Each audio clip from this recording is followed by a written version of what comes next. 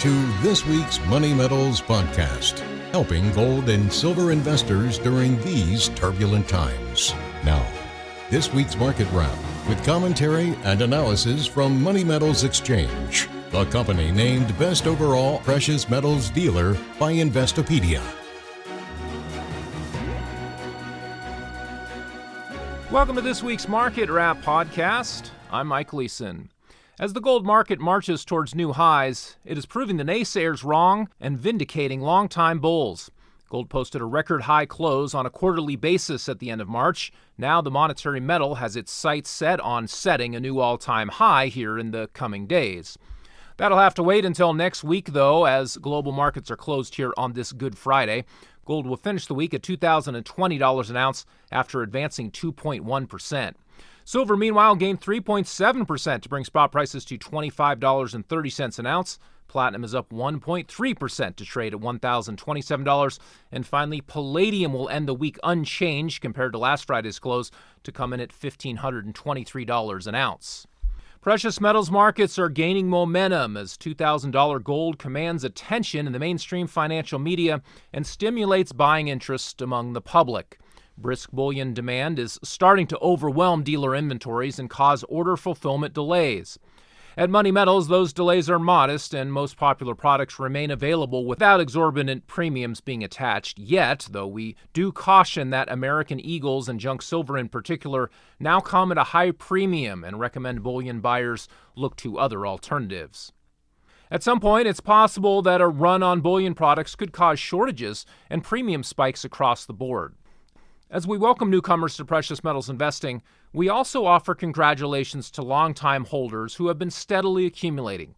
It takes courage and conviction to ignore the anti-gold and anti-silver narratives that get spouted by Wall Street cheerleaders and U.S. dollar apologists. First, they said investors shouldn't buy gold because there was no inflation. Then, when inflation started taking off, they said investors shouldn't buy gold because inflation would be transitory. Then, when inflation proved to be persistent, they said gold isn't a good inflation hedge. Then, when the Federal Reserve started to hike interest rates aggressively, they said higher rates could crush the gold market. With gold now rallying to over $2,000 an ounce, the naysayers are telling investors not to buy gold now because, of course, it's too expensive. It's true that gold no longer looks cheap in nominal terms, but when measured against alternatives in financial markets such as the Dow Jones Industrial Average, gold is nowhere near expensive on a relative basis. The Dow to gold ratio currently sits at 16.5 to 1. Major tops in precious metals markets tend to coincide with a Dow to gold ratio in the low single digits. When gold prices peaked in January 1980, the ratio briefly hit 1 to 1. Now, parity may never be seen again on the Dow to gold ratio, but even if we see, say, 5 to 1 or 6 to 1, investors who rotate out of stocks and into gold at current levels would stand to make fortunes. Some will nevertheless find it difficult to justify paying over $2,000 an ounce for gold. Those who feel priced out of the gold market at current levels may want to consider silver, platinum, or even palladium. These white metals are each close to 50% below their all-time highs. Silver and platinum especially are still cheap and may have much more room to run on the upside compared to gold. Physical precious metals provide refuge from an unsound U.S. currency and insolvent banking system. As America faces the twin threats of inflation and bank failures, 3 U.S. congressmen introduced a pivotal sound money bill that would enable the Federal Reserve note dollar to regain stable footing for the first time in more than half a century. Representatives Alex Mooney, Andy Biggs, and Paul Gosar introduced the Gold Standard Restoration Act to facilitate the repegging of the volatile Federal Reserve note to a fixed weight of gold bullion.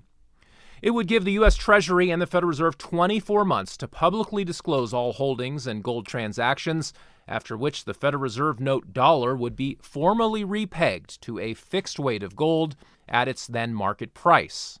Federal Reserve notes would become fully redeemable for and exchangeable with gold at the new price, with the U.S. Treasury and its gold reserves backstopping Federal Reserve banks as guarantor.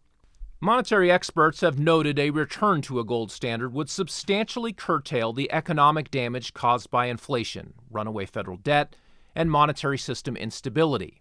The Gold Standard Restoration Act also makes several findings as to the harm the Federal Reserve System has inflicted on everyday Americans, particularly since President Richard Nixon temporarily suspended gold backing of America's monetary system in 1971. Historians have observed that the elimination of gold redeemability from the monetary system freed central bankers and federal government officials from accountability when they expand the money supply, fund government deficits through trillion-dollar bond purchases, or otherwise manipulate the economy. Needless to say, most politicians today aren't keen on the idea of being restrained by a gold standard. It will take a major grassroots efforts, possibly in the aftermath of a currency crisis, to bring forth the political pressure necessary to restore sound money. In the meantime, investors shouldn't wait around for any legislative solutions to the inflation problem. If they want to protect themselves from inflation, they should adopt their own personal sound money standard by switching out of their depreciating dollars for hard assets, including gold and silver. Well, that will do it for this week. Be sure to check back next Friday for our next weekly Market Wrap podcast. Until then, this has been Mike Gleason with Money Metals Exchange. Thanks for listening, and have a wonderful Easter weekend, everybody. He is risen.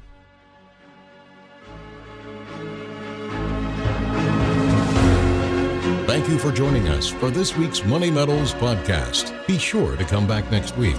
And don't forget to subscribe to our podcast through iTunes. For answers to all of your questions, or to discreetly and securely buy or sell gold or silver coins, bars, and rounds, call 1-800-800-1865 or visit www.moneymetals.com.